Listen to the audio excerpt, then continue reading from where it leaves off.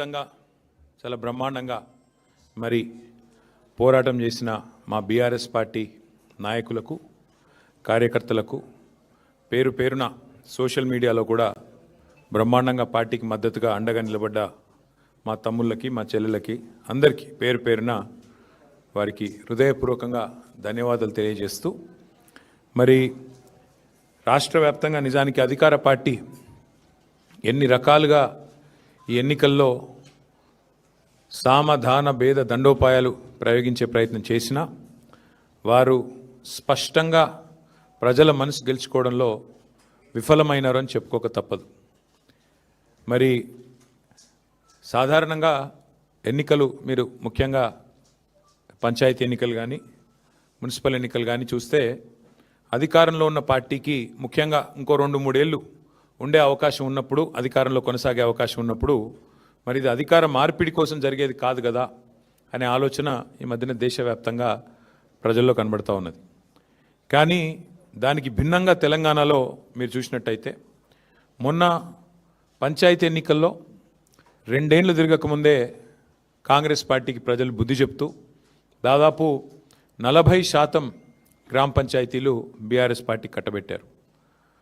పోనీ ముఖ్యమంత్రి గారి లెక్క ప్రకారం తీసుకున్నా, ఆయన బయటకు వచ్చి కూర్చొని ప్రెస్ల మీద చెప్పిన లెక్క ప్రకారం చూసుకున్నా ఆయన సహజంగానే మా తక్కువ చేసి చెప్తాడు కాబట్టి 32% అక్కడ ముఖ్యమంత్రి గారి లెక్క ప్రకారం కూడా మాకు సర్పంచుల్లో ప్రజలు గెలిపించారు. 4000 పైచిలకు గ్రామాల్లో మా సర్పంచులు గెలిచారు. అట్లాగే ఈరోజు మున్సిపల్ ఫలితాలు చూస్తే కూడా డెఫినెట్గా గతంలో ఎవరెవరైతే ఏదేదో మాట్లాడినారో వారందరూ నోళ్ళు మూతలు పడే విధంగా ఇవాళ మరి మెరుగైన ఫలితాలే సాధించాము. ఓవరాల్గా చూసుకున్నట్టయితే నాకున్న ఇన్ఫర్మేషన్ మేరకు 2580 చిల్లర వార్డులలో పోటీ అయింది. మొత్తం 117 మున్సిపాలిటీలు కార్పొరేషన్ కలిపి 2580+ వార్డ్స్లో మరి ఎన్నిక జరిగితే బీఆర్ఎస్ నాకున్న ఈ నిమిషానికి ఉన్న రిపోర్ట్ ప్రకారం దాదాపు 730 దాకా మాకు ఇప్పటికే ఫలితాలు వచ్చినాయి. ఇంకొక 10-15 పెరిగితే పెరగవచ్చు. ఓవరాల్గా 740-750 దాకా వస్తాయి వార్డులు అనేది మా అంచనా. అంటే దాదాపుగా మీరు చూసుకున్నట్టయితే ఒక 30% పైగానే ఇక్కడ కూడా ఫలితాలు వచ్చినాయి. దానికంటే కూడా ముఖ్యంగా చాలా వీరోచితమైన పోరాటం. నిజంగా చెప్పాలంటే కొన్ని చోట్ల ఇవాళ అధికార పార్టీ తట్టుకోలేక ఇవాళ గద్వాలలో ఒక వార్డులో 4 సార్లు రీకౌంటింగ్ చేయించారు. అంటే కాంగ్రెస్ గెలిచేదాకా రీకౌంటింగ్ చేసి ఆఖరికి ఒక ఓటుతో గెలిచిందని చెప్పి అధికారులను అడ్డం పెట్టుకొని గద్వాలలో ఒక వార్డు నెగ్గే ప్రయత్నం చేసినారు. వర్ధనపేటలో ఈ నిమిషానికి మనం ఇక్కడ మాట్లాడుతున్నాం, అక్కడ ధర్నా నడుస్తుంది. మా కౌన్సిలర్లను ఎత్తుకొని పోయి గెలిచిన కాడ రీకౌంటింగ్ 4 సార్లు చేసి అక్కడ కూడా ఇదే ప్రయత్నం. చౌటుప్పల్లో ఇదే రకమైన ప్రయత్నం. అంటే అధికారులను, అధికార యంత్రాంగాన్ని, అధికార బలాన్ని అడ్డం పెట్టుకొని గెలిచినమా అంటే గెలిచినాం అనిపించుకోవడానికి సాంకేతికంగా నానా తంటాలు కాంగ్రెస్ పార్టీ పడతా ఉన్నది. అయినప్పటికీ నాకున్న ఇన్ఫర్మేషన్ ప్రకారం మొత్తం 117 మొత్తం పట్టణాల్లో జరిగిన ఈ ఎన్నికల్లో మాకు ప్రత్యక్షంగా డైరెక్ట్గానే అంటే ఎవరి అవసరం లేకుండా నేరుగా దాదాపు 15 నుంచి 16 నేరుగా గెలుస్తున్నాము. పరోక్షంగా ఎందుకంటే అక్కడ మేము సింగిల్ లార్జెస్ట్ పార్టీగా ఉన్నాం. అక్కడ కూడా ఇంకో దాదాపు 10-15 చోట్ల అవకాశాలు ఉన్నట్టుగా నాకు సమాచారం ఉంది. చూద్దాం మరి ఇప్పుడు అల్టిమేట్గా 16 తారీఖు నాడు అన్ని విషయాలు తెలుస్తాయి. అయితే ఇక్కడ ఒక్క విషయం మాత్రం చెప్పాలి. నిన్ననే మా శ్రీనివాస్ యాదవ్ గారు నిన్ననే చెప్పారు, 2020లో ఆనాడు మున్సిపల్ ఎన్నికలు జరిగితే మొత్తం 130 మేయర్లకు, చైర్పర్సన్లకు ఆ రోజు మున్సిపల్ ఎన్నికలు జరిగినాయి. టీఆర్ఎస్ పార్టీ ఆ రోజు డైరెక్ట్గా 122 టీఆర్ఎస్ గెలిస్తే మున్సిపాలిటీలు, అదేవిధంగా కార్పొరేషన్లు, కాంగ్రెస్ 4 గెలిచింది, బీజేపీ 2 గెలిచింది, ఎంఐఎం 2 గెలిచింది. ఇది ఆ రోజు లెక్క 2020. మరి ఈరోజు ఇప్పుడే నేను మేము ముందు పెడుతున్న లెక్క చూస్తే ప్రత్యక్షంగా డైరెక్ట్గా మేము ఇప్పుడు 15 పైన గెలవబోతూ ఉన్నాము. దాంతోపాటు పరోక్షంగా అంటే మేము సింగిల్ లార్జెస్ట్ పార్టీగా ఉన్న కాడ మరి దాదాపు మరో 10-15 చోట్ల మాకు చాయిస్ ఉంది, అవకాశం ఉంది. కాబట్టి ఓవరాల్గా చూసుకుంటే 117లో డెఫినెట్గా మంచి ఫలితాలు వచ్చినట్టుగానే మేము భావిస్తూ ఉన్నాం. అయితే సరే ఇక డబ్బు, మద్యము, అధికార యంత్రాంగ దుర్వినియోగము ఇవన్నీ కూడా తారాస్థాయికి చేరినాయి.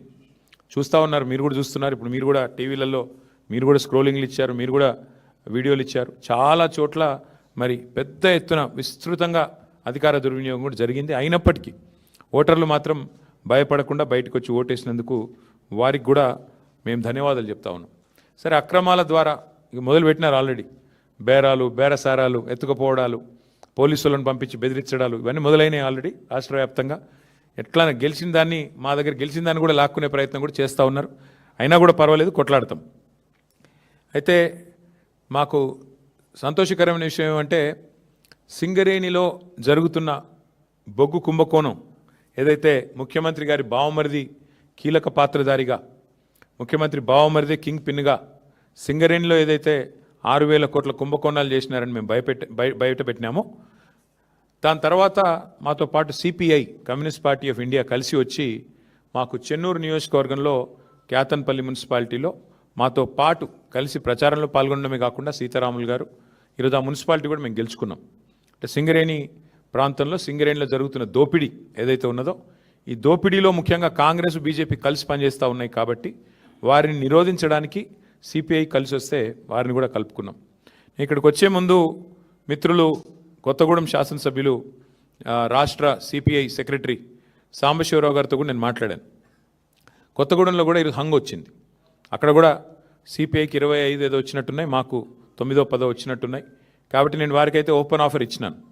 సింగరేణిలో జరుగుతున్న కుంభకోణాలు, సింగరేణిలో జరుగుతున్న దుర్మార్గాలు, అరాచకాలకు అడ్డుకట్ట వేయాలి అంటే డెఫినెట్గా మేము మీతో కలిసి వస్తాము. కాంగ్రెస్, బీజేపీని అడ్డుకోవాల్సిన అవసరం ఉంది. ఎందుకంటే ఈ రెండు చోట్ల కూడా అక్కడ 51% వాటా సింగరేణిలో రాష్ట్ర ప్రభుత్వానికి ఉంది, కాంగ్రెస్ ప్రభుత్వం ఇక్కడ ఉన్నది. 49% వాటా కేంద్ర ప్రభుత్వానికి ఉంది, బీజేపీకి అందులో భాగస్వామ్యం ఉంది. ఇన్ని అక్రమాలు జరుగుతున్నాయని చెప్పి మేము గొంతెత్తి ధర్నాలు చేసి క్షేత్రంలో ఘోషించి ప్రెస్ మీట్లు పెట్టి గవర్నర్ని కలిసి ఇంత హంగామా చేస్తే మరి ఇంతవరకు అటు కాంగ్రెస్ చప్పుడు చేయదు, ఇటు బీజేపీ చప్పుడు చేయదు.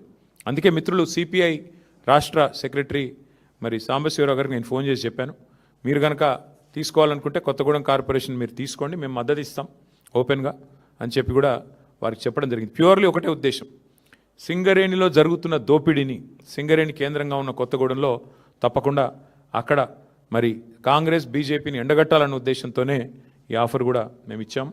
అట్లా కలిసి వచ్చే లౌకిక పార్టీలు ఉంటాయి, చాలా రకరకాల కాంబినేషన్స్ ఉంటాయి. ఇవన్నీ కూడా చూసిన తర్వాత మేమైతే డెఫినెట్గా గట్టిగా పోరాడినాము. గట్టిగా క్షేత్రస్థాయిలో మా నాయకులు, మా కార్యకర్తలు కూడా బలంగా కొట్లాడారు. మంచి భవిష్యత్తు ఉంది అనడానికి. అట్లాగే ఈరోజు మరి ప్రధాన ప్రత్యామ్నాయం, ప్రధాన ప్రతిపక్షమే ఈ రాష్ట్రంలో. కాంగ్రెస్తో పోరాడగలిగిన శక్తి, కాంగ్రెస్ను గద్దెదించే శక్తి, బీజేపీని నిరోధించే శక్తి ఖచ్చితంగా బీఆర్ఎస్కు మాత్రమే ఉంది అని మొన్న పల్లెల్లో జరిగిన ఎన్నికలు, ఇవాళ పట్టణంలో జరిగిన ఎన్నికలు తేల్చి చెప్పాయి. పల్లెల్లో 4,000 పైచిలకు సర్పంచులు గెలిపించారు ప్రజలు.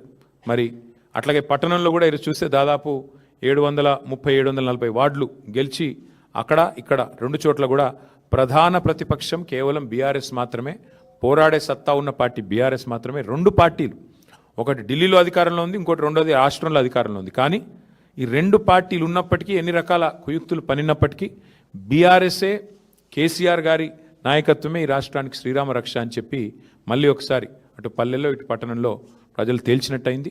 మరి ఇదే ఉత్సాహంతో రేపు హైదరాబాద్ కార్పొరేషన్ కానీ, మిగతా కార్పొరేషన్ వరంగల్, ఖమ్మం కానీ, అట్లాగే జిల్లా పరిషత్ ఎన్నికలు పెడితే వాటిలో కానీ ఇదే ఉత్సాహంతో ముందుకు పోతాం. డెఫినెట్గా ఎక్కడెక్కడైతే ఈ దుర్మార్గాలు, అరాచకాలు జరిగినాయో వీటిని వదిలిపెట్టం. అవసరమైతే వాటి మీద న్యాయ పోరాటం చేయడం, వాటి మీద ఇంకా ఎట్లాంటి వ్యూహాలు అవలంబించాలో అవన్నీ కూడా పార్టీలో చర్చించి నిర్ణయం తీసుకుంటాం. కానీ మళ్ళొకసారి మా కార్యకర్తలకి, నాయకులకి, మాకు సపోర్ట్ చేసిన ప్రజలకి, మాకు ఓటేసిన ప్రజలకి చాలా స్వల్పమైన తేడాతో ఓడిపోయాం. కొన్ని చోట్ల 1 ఓటుతో, అర ఓటుతో ఇట్లా రకరకాలుగా జరిగినాయి. అక్కడ కూడా ఓడిపోయిన వాళ్ళు కూడా ఎవరు నిరాశ పడవద్దని, బేజారు కావద్దని చెప్పి కూడా వారికి కూడా విజ్ఞప్తి చేస్తూ మీకు కూడా మళ్ళొకసారి ధన్యవాదాలు.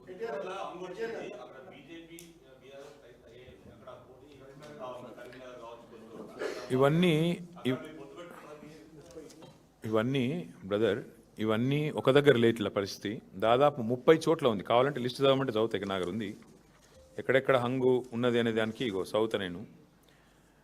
జనగామ, మహబాదు, కే సముద్రము, వర్ధన్నపేట, గద్వాల, అల్లంపూరు, దేవరకద్ర, ఇగో మొత్తం 30 లిస్ట్ ఉంది. దీన్ని బట్టి ఏమర్థమవుతుంది నీకు? మేము ఆల్రెడీ స్పష్టంగా గెలిచింది దాదాపు ఒక 15-16 ఉన్నాయి. అవి కాకుండా 30 హంగు ఉన్నాయి. అంటే రాష్ట్రంలో 117 చోట్ల ఎన్నికలు జరిగితే 30 హంగ్ ఉన్నాయి, 15 మేము గెలిచినాం. అంటే 46 పోనీ వాళ్ళు గెలిచిందని. కాబట్టి నేనేమంటున్నా అంటే ఇక్కడ ఏ వైఖరి అవలంబించాలి, మా పెద్దలు మా పార్టీ అధ్యక్షులు కేసీఆర్ గారితో కూడా మాట్లాడతాం. అట్లే స్థానిక నాయకత్వ మనోభావాలు కూడా మేము, ఎందుకంటే స్థానిక ఎన్నిక, స్థానిక నాయకుల మనోభావాలు, స్థానికంగా ఏం పరిస్థితులు ఉన్నాయి అవి కూడా బేరీ చేసుకున్నాక నిర్ణయం తీసుకుంటాం. ఇంకా 2 days టైం ఉంది కాబట్టి ఆలోచించి నిర్ణయం తీసుకుంటాము. ఇప్పుడు నేను ఓపెన్గా చెప్పాను, కొత్తగూడెంలో కాంగ్రెస్ బీజేపీ 2 కలిసి సింగరేణికి అన్యాయం చేస్తున్నాయి. ఇందులో వేరే ఉద్దేశం ఏం లేదు, మాకు రాజకీయపరమైన ఉద్దేశం ఎజెండా ఏం లేదు. సింగరేణిని 2 జాతీయ పార్టీలు గొంతు కోస్తున్నాయి. ఇవాళ కాంగ్రెస్ దోపిడీ చేస్తుంటే బీజేపీ ఎందుకు మౌనంగా ఉంటుందని మేము అడుగుతున్నాము. ఆధారాలతో ఆధార సహితంగా మేము స్పష్టంగా కుంభకోణం జరిగిందని బయటపెడితే ఎందుకు బీజేపీ ఉపేక్షిస్తున్నది, ఎందుకు రేవంత్ రెడ్డిని కాపాడుతున్నది? రేవంత్ రెడ్డి బావమరిదే కింగ్ పిన్గా ఇంత పెద్ద కుంభకోణం నడుస్తుంటే భారతీయ జనతా పార్టీ ప్రభుత్వం ఎందుకు అడ్డుకుంటున్నది, ఎందుకు అడ్డుకోలేకపోతున్నది, ఎందుకు కాపాడుతున్నది కాంగ్రెస్ అరాచకాలని అనేది మా ప్రధాన ప్రశ్న. అందుకే సిపిఐ నాయకత్వానికి నేను అందుకే ఓపెన్గా చెప్తా ఉన్నా, ఇలాంటి ప్రత్యేకమైన పరిస్థితులు ఉంటాయి అక్కడక్కడ. దాన్ని బట్టి మరి మా పెద్దలతో చర్చించి పార్టీలో చర్చించిన తర్వాత స్థానిక నాయకత్వ మనోభావాలు దృష్టిలో పెట్టుకుని నిర్ణయం తీసుకుంటాం.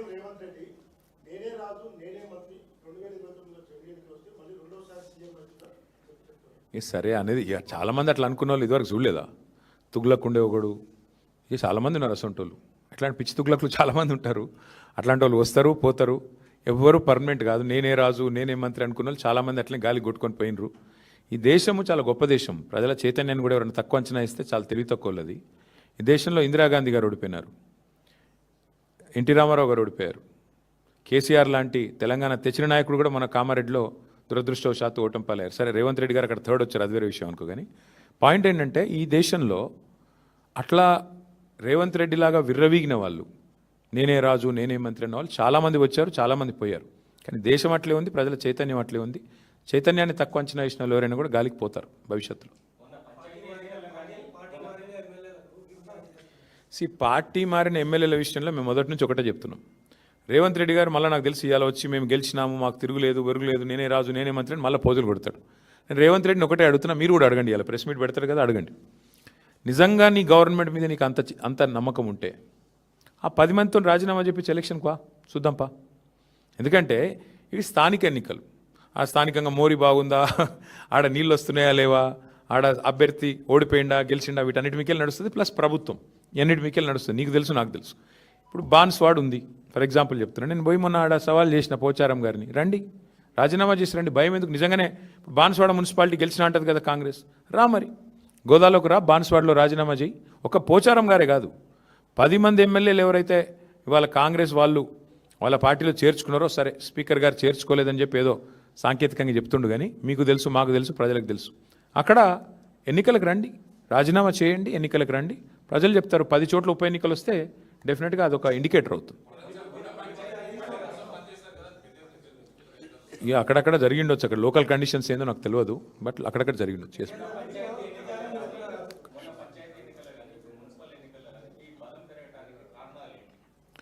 ఒకటి, ప్రధాన ప్రతిపక్షంగా మేము సఫలమయ్యామని భావిస్తా ఉన్నాం. ప్రజల ఇష్యూస్ మేము ఎత్తుకున్నాం.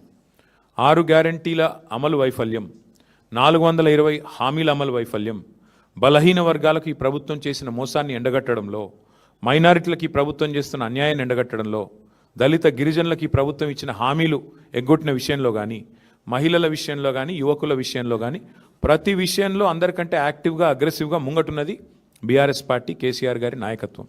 కాబట్టి సహజంగానే మా కోసం కొట్లాడుతున్న వాళ్ళు అనే భావన ఉన్నప్పుడు ప్రజలు కూడా మాకే మద్దతు ఇస్తారు. ఇంకోటి, ఇప్పుడు 2 ఏళ్ళకే ఇట్లుందంటే, ఇప్పుడే నేను మీకు చెప్పిన బ్రదర్, మళ్ళీ ఒకసారి చెప్తా ఉన్నా, 2020లో అంటే సరిగ్గా అప్పుడు మాకు కూడా ఎలక్షన్కి ఇంకా 3 ఏళ్ళు దూరం ఉండే. ఆ రోజు 130 మున్సిపాలిటీలో ఎలక్షన్ అయితే మేము 122 గెలిచినాం. కాంగ్రెస్ కేవలం 4, సింగిల్ డిజిట్ దాటలే. ఇక బీజేపీ 2, ఎంఐఎం 2. ఈరోజు మేము యాజ్ ఇట్ ఈజ్ 117లో ఎన్నిక జరిగితే మేము 116లో ఎన్నిక జరిగితే మేము డైరెక్ట్గా గెలిచింది 15, 30 హంగ్ ఉన్నాయి. దీన్ని బట్టి అర్థం చేసుకోవచ్చు మీరు ప్రజల ఆగ్రహం కానీ, ప్రజల అభిప్రాయం కానీ. జనరల్గా సర్వసాధారణంగా ఇప్పుడు మేము 32 జిల్లా పరిషత్లు 32 గెలిచామా ఆ రోజు? కార్పొరేషన్లు అన్నీ గెలిచినాం 10కి 10. మున్సిపాలిటీలో 130 అంటే 122 గెలిచినాం. కాబట్టి ఇట్లాంటి పరిస్థితులు ఆ రోజు ఉండే. కానీ ఈరోజు ప్రజల్లో మార్పు, ప్రజల్లో ఎంత వ్యతిరేకత ఉంది ఈ ప్రభుత్వం మీద అన్నది ఆల్రెడీ బయటపడుతుంది. అందులో మళ్ళీ ఇన్ని అక్రమాలు, ఎత్తుకపోవడు, గుంజుకపోవడు, మళ్ళీ చేసిందే చేసి మళ్ళీ కాంగ్రెస్ గెలిచేదాకా కౌంటింగ్ చేపించుడు. మా వాళ్ళని ఇప్పుడు ఈ నిమిషానికి మా ఆరూరు రమేష్ ధర్నా చేస్తున్నారు అక్కడ పోలీస్ స్టేషన్ ముంగట. ఎన్నో జరుగుతూ ఉన్నాయి. గద్వాల్లో మా వాళ్ళు ధర్నా చేస్తూ ఉన్నారు. కాబట్టి ఇన్ని జరిగినా కూడా ఇట్లా ఉంది పర్ఫార్మెన్స్ అంటే దీన్ని బట్టి మనం మా శ్రీనివాస్ యాదవ్ గారు నిర్ణయం చెప్పిండు. అందుకే అధికార పార్టీ 80-90% గెలిస్తేనే గెలిచినట్టు, లేకపోతే అదేం గెలిపాయని నిర్ణయం చెప్పిండు. నేను కూడా మళ్ళీ అదే ఉటంకిస్తున్నా.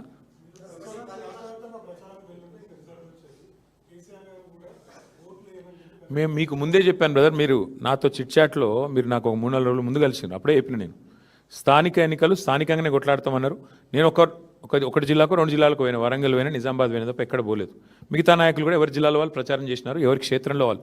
స్థానిక నాయకులు స్థానికంగా స్థానిక సంస్థల ఎన్నికల్లో కొట్లాడతారు, అట్లే ఉంటాయి. కాబట్టి ఇందులో రాష్ట్ర వ్యాప్త ప్రచారాలు, విశ్వవ్యాప్త ప్రచారాలు ఏమి ఉండవు బ్రదర్, దాంతో నేను ఫరక్ పడదు. ఆ రోజు మరి అట్లంటే కేసీఆర్ గారు కానీ పార్టీల నాయకత్వం కానీ 140 చోట్ల జరిగితే ఎన్నిక ఒక్క నియోజకవర్గానికి కూడా పోలేదు, ఒక జిల్లా కూడా పోలేదు మేము. కానీ గెలిచినాం కదా. పర్ఫార్మెన్స్ బాగుంటే గవర్నమెంట్ది ప్రజలు ఆశీర్వదిస్తారు. వీళ్ళ పర్ఫార్మెన్స్ బాగలేదు కాబట్టి 116లో ఎన్నికలైతే మాకు 15-16 వచ్చినాయి, 30 చోట్ల హంగ్ వచ్చింది. ఇక దాన్ని బట్టి ఏం అర్థం చేసుకోవాలి నువ్వు?